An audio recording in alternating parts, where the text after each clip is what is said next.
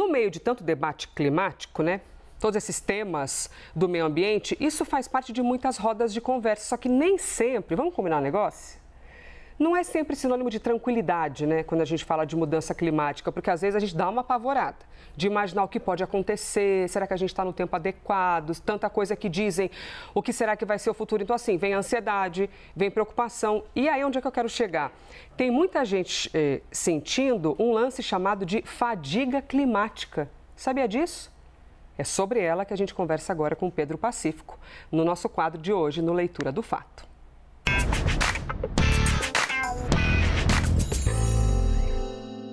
Pois bem, eu vou atrás então do nosso bookster, Pedro Pacífico, para a gente poder conversar sobre isso. Fadiga climática, para muita gente é um termo novo, mas pode ser que ela se identifique com, não conhecia esse nome, mas já senti. Pedro, bem-vindo. Oi, Elisa, muito bom estar aqui bom dia. Com você de volta. Bom dia a todos. Exatamente, fadiga climática. Tem outros termos também, ecoansiedade.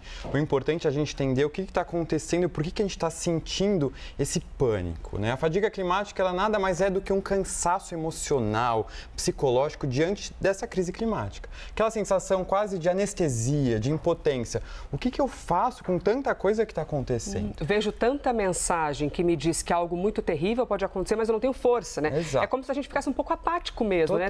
Para onde é que eu corro diante Isso está crescendo. Tamanho medo? Envolve até os jovens, adolescentes. Só para você ter uma ideia, em 2021 saiu uma pesquisa da The Lancet que concluiu que 59% dos jovens eles estão com muito ao extremo medo dessa crise climática. E ela acontece por 3 motivos principais, Elisa. Primeiro, que é importante, que é a dimensão dessa crise. Então, ela é mundial. Ela sai um pouco do nosso alcance, né? O que eu posso fazer com algo que é tão grande? Em segundo lugar, é um assunto técnico também, até isso envolve um pouco a COP que está acontecendo. São siglas, são metas, né? Carbono, a gente fica sem saber. Em terceiro lugar, que eu acho talvez o mais importante, a quantidade de informação. Todo dia a gente é bombardeado com queimadas, incêndios, enchentes. E eu fico assim, mas o que eu posso fazer? Tudo é urgente? E quando tudo é urgente, nada muito é urgente, né? Isso é complicado. E aí vem a COP, que é muito importante, porque traz o tema, dá visibilidade, mas reforça um pouco essa sensação de que isso não é para mim, porque estão lá os líderes dos países discutindo metas para 2035, 2050, e eu aqui substituindo o meu canudo de plástico por papel para salvar as tartarugas. A gente pensa, será que eu sou útil de verdade nisso? Aí chegam fake news. No meio disso tudo, um monte de mensagem dizendo, é bobagem, para com esse negócio, continua usando seu canudo de plástico. E que gera uma angústia em todo mundo. Gera uma angústia muito grande. A fake news, para algumas pessoas, eu acho que é até uma forma de defesa. Não sei o que fazer, então vamos fingir que isso nem existe, assim. E aí tem as fake news acontecendo, eles são alimentados pelas fake news, que me lembrou muito um filme que eu assisti em 2021, que chama Não Olhe Pra Cima.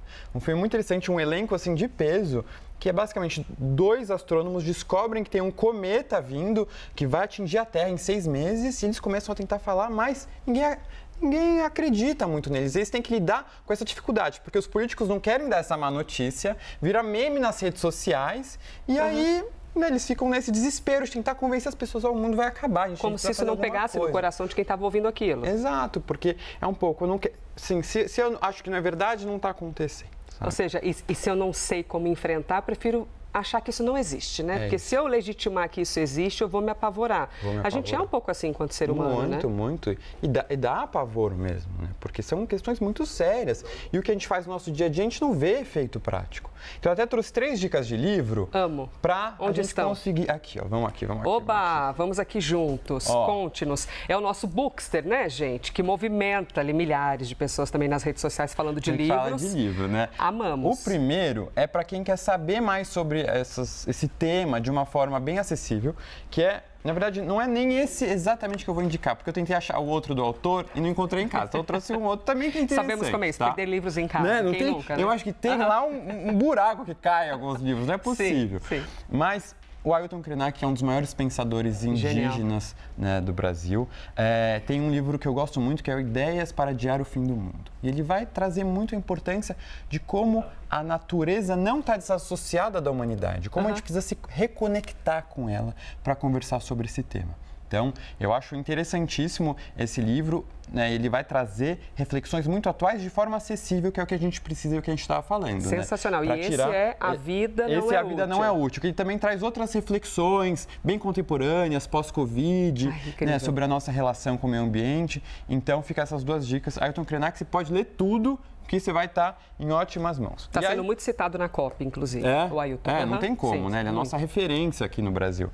E aí, 2 outros livros que eu acho que ajudam até quem está querendo negar um pouco o que pode acontecer com a gente. O primeiro é o A Estrada, do McCarthy, que é um autor norte-americano muito conhecido, e ele escreve aqui um futuro pós-apocalíptico, um pai e um filho numa América em que acabou, deu errado. Né, o meio ambiente está destruído. Ele mostra, então, essa relação, tanto dos dois, que é muito interessante, mas o futuro e como é que lidar, então, com esse fim de mundo. E aí, tem que trazer também um outro brasileiro desse apocalipse. A gente vê esse apocalipse nesse cenário brasileiro, que é com Não Verás País Nenhum, do Inácio de Loyola Brandão, um clássico. Foi escrito no começo da década de 80, ou seja, ele já estava antecipando aí muitos dos temas que hoje a gente está discutindo de uma forma recorrente e que é essencial, né? Que a gente precisa falar. 3 sugestões, então, do nosso bookster, Pedro Pacífico, aqui no Leitura de Fato. E aí, antes de me despedir, só vou soprar para vocês, viu? O Pedro faz marcações nos livros, tá bom? Olha aqui, ó, cheio de marcações. No nosso próximo encontro, eu te pergunto se você também rabisca os livros, que tem gente que morre do coração com isso. Mas, ó, sugestões aqui semanalmente no nosso quadro sensacional, que a gente possa fazer essa conexão com a COP30 e as angústias que todos nós temos ao ouvir falar sobre mudanças climáticas. Pedro Pacífico. Obrigada. Obrigado, Elis. Até semana que vem. Nosso terceiro encontro é isso. Semanais Vamos que vamos. Muito bom. Obrigada, Pedro.